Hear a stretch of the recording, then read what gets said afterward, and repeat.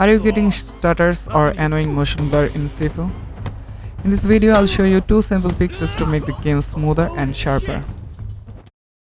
To disable motion blur, copy this command and type run on start menu. There paste it and head over to the config file.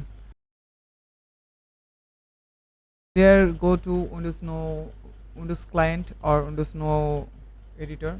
There open Engine.ini and make sure this is not in read only mode.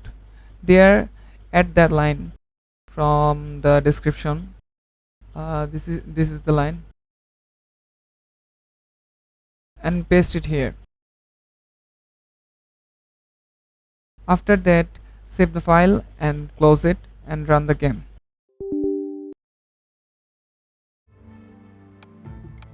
This is the graphic settings I am using it right now.